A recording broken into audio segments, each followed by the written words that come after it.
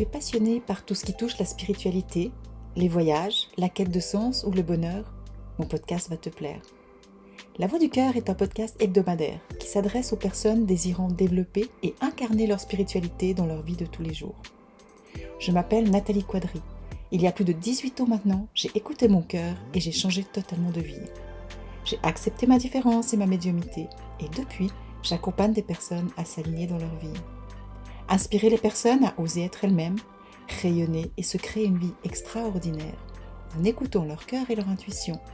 Les aider à révéler leur potentiel pour manifester leur propre magie. C'est ça ma mission aujourd'hui. Bienvenue dans mon podcast.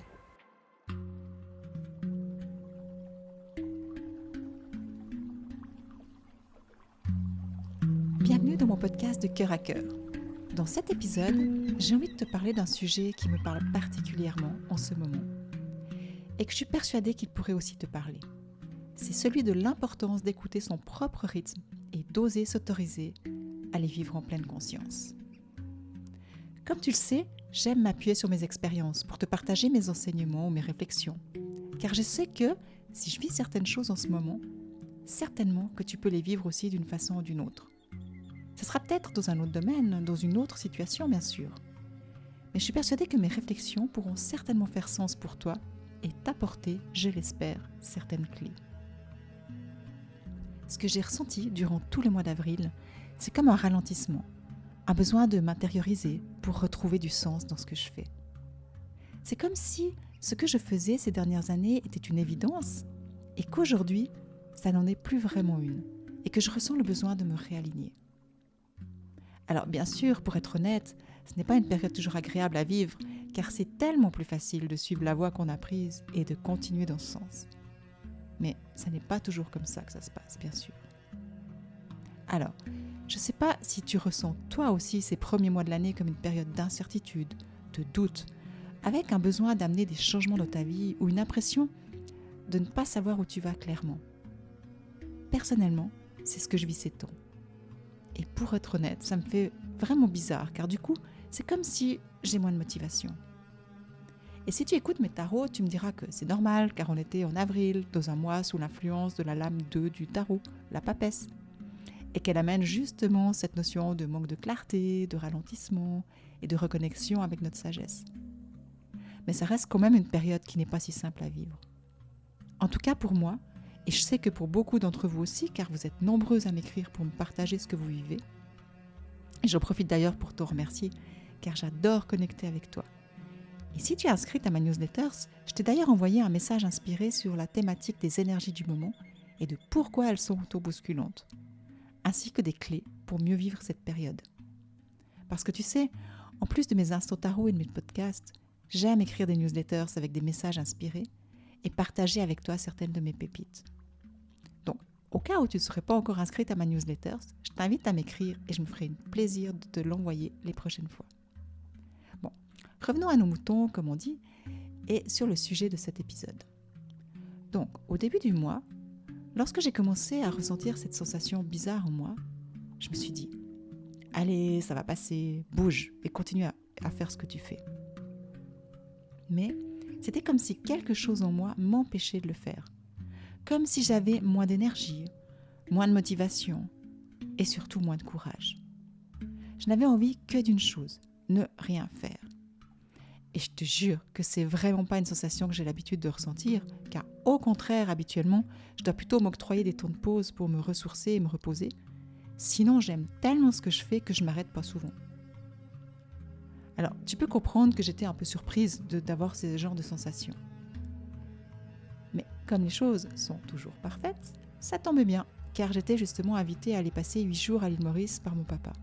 J'ai donc décidé pour la première fois depuis très longtemps que ça serait de vraies vacances et que je ne ferais rien.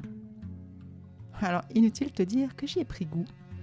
Puis je me suis dit en rentrant que je continuerais mes projets, que tout repartirait comme avant. Parce que tu sais, bien sûr, c'est toujours rassurant de se dire ça, non? Mais en finalité, ce temps de ralentissement m'a permis de me retrouver et de prendre un temps de réflexion et de compréhension qui m'ont permis de faire un gros travail de reconnaissance et d'acceptation. Pour moi, ça a vraiment été un temps de guérison et de libération profonde. Et j'ai envie dans cet épisode de te dévoiler un peu ce que j'ai vécu. Car parfois, lorsqu'on vit certaines situations, il y a des choses qu'on ne voit pas tellement on est dedans. Et c'est normal. Ce sont un peu comme des protections. Bien qu'on vive en pleine conscience, il y a des choses qui ne se dévoilent pas pour nous protéger et nous permettre de faire au mieux chaque jour. Mais c'est lorsqu'on a traversé la situation qu'on peut comprendre, reconnaître et prendre le temps d'accepter pour qu'une transformation intérieure puisse se faire. Et c'est ce processus que j'ai vécu durant tout ce mois d'avril et que je suis persuadée aussi que beaucoup d'entre vous l'ont peut-être aussi vécu si elles ont pris le temps de ralentir et d'écouter leur rythme. Alors, je t'en ai déjà parlé quelques fois jusqu'à présent, mais ce n'est pas un sujet que j'aime beaucoup aborder parce que c'est un sujet qui me touche beaucoup. Depuis 7 ans, j'accompagne mon fils cadet au quotidien dans son chemin de guérison. Il a la maladie de Lyme chronique et c'est une maladie qui n'est malheureusement pas reconnue en Suisse et surtout qu'il n'y a pas vraiment de traitement efficace ici. Donc, après une longue période d'errance médicale en Suisse, nous nous sommes tournés vers l'Allemagne en 2019 pour qu'il puisse le suivre et le traiter. Et d'ailleurs, encore aujourd'hui, il est suivi par cette clinique en Allemagne. Et franchement, c'est un long chemin très difficile pour lui, bien sûr, car il souffre beaucoup. Mais pour moi également, qui l'accompagne depuis toutes ces années. Et sans rentrer dans les détails, j'ai dû beaucoup augmenter mon temps de travail pour pouvoir simplement payer tous ces traitements qui ne sont pas pris en charge car ils sont naturels et prescrits par l'Allemagne. Et là, je tiens vraiment à te préciser que je ne partage pas du tout ça avec toi dans le but de me plaindre, loin de là, mais juste pour poser le cadre. Et grâce à ce traitement, en 2020, il a pu reprendre ses études. Et il a choisi un chemin pas tout simple, celui de faire une école d'ingénieur. Et ça fait 3 ans qu'il lutte pour pouvoir arriver à la fin de ses études, car à cause de sa maladie, il a énormément de symptômes différents. Et c'est vraiment pas simple à gérer. Donc ces 3 ans ont été vraiment challengeants pour lui. Mais pour moi aussi, car je m'étais promis, en tant que maman, que je l'accompagnerais pour qu'il puisse aller au bout de ses études, car je savais à quel point c'était important pour lui de réussir. Donc j'ai vécu ces 3 ans entre ma maison et ponctuellement des bungalows ou caravanes proches de son lieu d'études.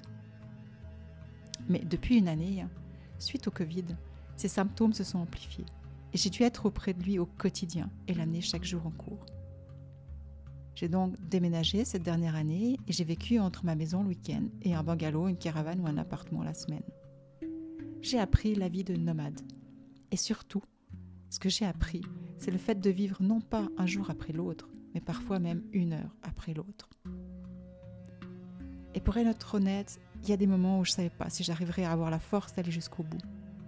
Mais chaque fois, grâce à tous les outils que je possède et à la puissance de l'amour maternel en moi et à ma foi en la vie, j'ai réussi à la retrouver et à continuer à le soutenir. Mais parallèlement, bien sûr, je devais continuer à travailler pour payer un loyer supplémentaire en plus de ses soins. Je ne pouvais pas ralentir ou m'arrêter. Mais tu sais, encore une fois, je ne te dis pas ça pour me plaindre ou m'apitoyer, mais juste pour que tu comprennes à quel point, lorsque c'est l'amour qui guide nos pas, l'impossible devient possible. J'ai eu l'impression de tout donner depuis 7 ans, mais encore plus ces 3 dernières années. Et les 6 derniers mois, on loue un appartement dans une vieille maison qui allait être démolie. Et le vendredi saint, on a dû déménager car tout était prêt pour sa démolition. Et je pense que c'est depuis la dernière semaine, donc début avril, que j'ai commencé à ressentir cette sensation étrange en moi. Le doute, l'incertitude, l'envie de ne plus rien faire, et parfois même de tout lâcher et de repartir sur autre chose. Mais lorsque j'étais à l'île Maurice, j'ai senti le besoin d'écrire pour poser mes ressentis, mes émotions, mes réflexions, et j'ai commencé à voir un peu plus clair. C'est-à-dire que j'ai réalisé à quel point j'avais dû donner, à quel point j'avais mis toute mon énergie pour l'accompagner, à quel point j'avais dû travailler dur pour réussir à payer toutes les factures, et à quel point j'avais été confrontée à sa souffrance, qui a bien sûr eu un impact sur moi. Et la semaine passée, je dînais avec une amie, et je lui disais justement que la plus grande prise de conscience que j'ai eue à l'île Maurice, et qui m'a beaucoup secouée et touchée même, et puis c'est parce que je ne l'avais pas vu avant, c'était que finalement, j'étais une proche aidante avec tout ce que ça implique. Et j'ai accompagné des proches aidants en tant que thérapeute, et je voyais et reconnaissais la souffrance non reconnue qu'elle vivait en tant que telle. Mais je ne m'étais pas identifiée en tant que telle. Donc, je n'avais pas pu la reconnaître à sa juste valeur chez moi. Jamais je ne m'étais autorisée à me voir sous cet angle, car pour moi, accompagner un enfant dans sa maladie, c'est juste quelque chose de normal en tant que maman. Et je ne sais pas ce qui s'est passé, mais le fait d'avoir pu voir et accepter ce rôle de proche aidant et de pouvoir le reconnaître à sa juste valeur, ça m'a permis de faire un véritable et profond chemin de guérison en moi. Et si tu me connais et me suis sur les réseaux, tu sais qu'un de mes enseignements est l'importance de sortir de nos rôles emprisonnants et de nous en désidentifier. Mais dans ce cas, le fait de l'avoir vu et reconnu et accepté m'a permis de m'offrir toute la compassion et la reconnaissance dont j'avais besoin pour pouvoir me libérer de grosses charges émotionnelles. Et le plus fou, c'est qu'une de mes plus grosses souffrances depuis ces 7 ans, c'est justement le fait d'être parfois jugée et non reconnue dans ce que je vis et de ne pas ressentir de la compassion certaines fois, mais juste de la critique et du jugement. J'ai donc pu, grâce à ce travail, m'offrir la reconnaissance et la compassion dont j'avais besoin. Et finalement, j'ai réalisé que c'est celle-là qui me manquait, celle qui émanait de mon propre cœur. Et là aussi, j'ai pu me pardonner de ne pas me l'être offerte dans la profondeur dont j'avais besoin jusqu'à présent. Et tu sais quoi ? J'ai pu le faire car j'ai pris le temps de m'arrêter pour aller voir qu'est-ce qui voulait s'exprimer en moi et qui m'empêchait d'avancer. Et ça a été un véritable cadeau. Et ce que j'ai réalisé aussi, c'est que lorsqu'on met toute notre énergie dans quelque chose qui nous tient vraiment à cœur, dans mon cas c'était d'aider mon fils, on trouve l'énergie, la force et le courage d'aller jusqu'au bout. On a une force en nous juste extraordinaire quand on fait les choses avec le cœur. D'ailleurs, quand je te dis ça, je souris, car ça me fait penser à la fameuse phrase de Maître Yoda dans La Guerre des Étoiles qui disait « La force est en toi ». C'est tellement vrai, mais on peut le réaliser que lorsqu'on la reconnaît nous-mêmes, en nous. Parce que finalement, c'est à ce moment-là qu'on l'a trouvée. Bon, je reprends où j'en étais. Ce que j'ai compris, c'est que c'est lorsqu'on s'arrête, en l'occurrence pour moi, ça a été le fait d'être nomade, pour qu'il puisse aller jusqu'au bout de ses cours. Et puis oui, la bonne nouvelle, c'est qu'il vient de finir ses études au niveau des cours et qu'il a réussi. Franchement, je suis tellement fière de lui et je l'admire pour son courage, sa persévérance, sa force. C'est juste incroyable. Mais lorsque tout s'arrête, c'est comme si toute cette force qui se trouvait en soi s'arrêtait aussi d'un coup. C'est comme si cette sorte de lutte, enfin, c'est pas vraiment le mot juste, je dirais peut-être plutôt le moteur, n'avait plus de raison d'être et qu'il s'arrêtait. Et j'ai pris conscience que c'était ça que j'étais en train de vivre depuis le déménagement de début avril.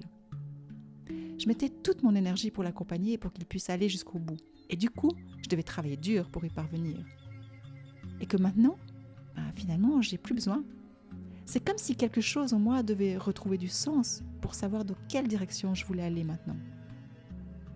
Puis, c'est trop bizarre parce qu'en réalité, je continue à l'accompagner. Mais c'est comme si une pression relâchait et que du coup, je pouvais voir la fatigue, reconnaître tout le chemin que j'avais parcouru à ses côtés. Et c'est la raison pour laquelle ce mois d'avril, j'ai ralenti. J'étais moins présente sur les réseaux aussi. J'ai pas fait des épisodes de podcast ou d'Instant Tarot toutes les semaines. Pour être honnête, d'un côté, j'étais super heureuse. Puis d'un autre, j'avais une appréhension de te décevoir en étant moins régulière. Mais j'ai choisi d'écouter mon rythme, au risque de te décevoir. Et j'ai choisi de m'offrir l'attention dont j'avais besoin maintenant et le temps de récupération et d'intégration nécessaire pour moi.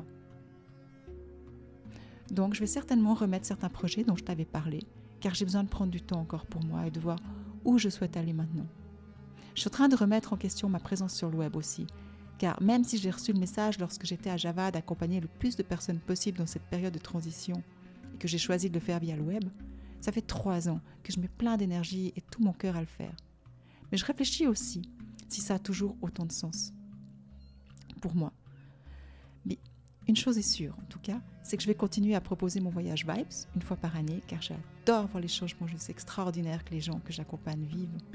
Et je suis tellement remplie de gratitude de pouvoir les voir s'aligner et se révéler. Mais pour le reste, je ne sais pas encore.